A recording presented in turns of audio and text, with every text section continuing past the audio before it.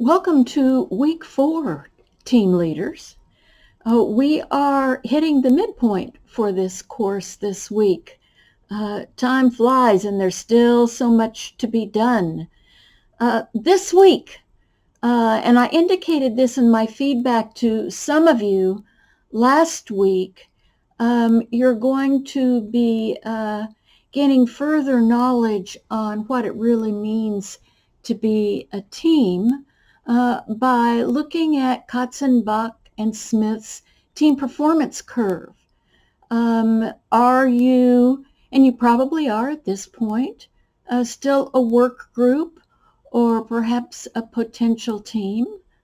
Are you going to get derailed by behavior or circumstances of your team members into being a pseudo team that really doesn't have a chance because of team member behaviors of becoming a team?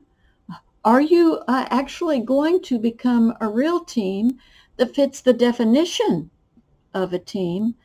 A small number of people with complementary skills, committed to a common purpose, mission, and performance goals, and a common approach to which all members hold themselves mutually accountable. Or perhaps, although it's rare in a 7-week class, are you going to become a high-performance team, which goes one step beyond the real team?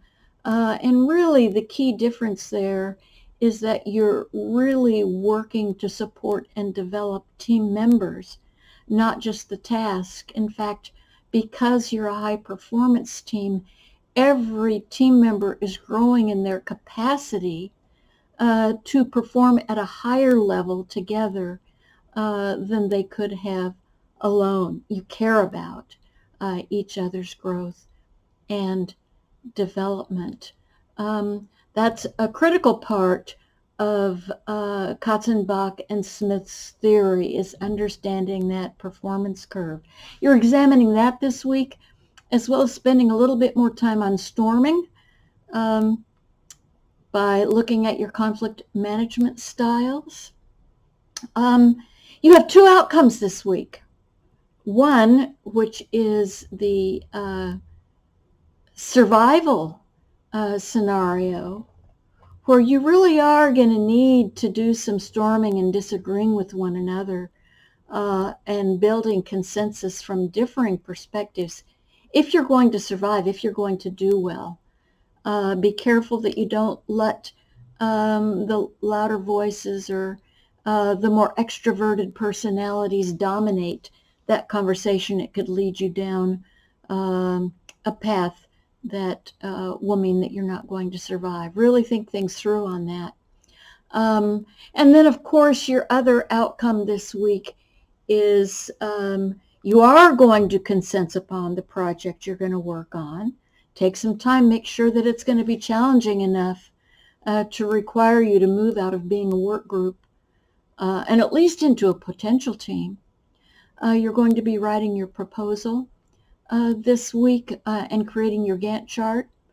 All the material should be there for you to do that. I've given you an example of what a team did a couple of years ago that I think should be helpful to you. So that's this week. I hope that you're feeling strong and positive about how your team is coming together, but keep learning.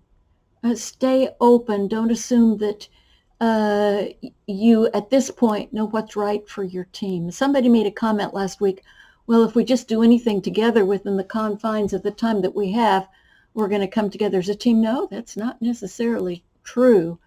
And don't take that as criticism, just me trying to teach the principles of the course. You really do need to have something that's going to challenge you to be more than what you can be as individuals if you're going to move beyond being a work group and into a team. Please don't hesitate to contact me this week if you have any questions. Hope you have a great week, and I look forward to seeing what you come up with.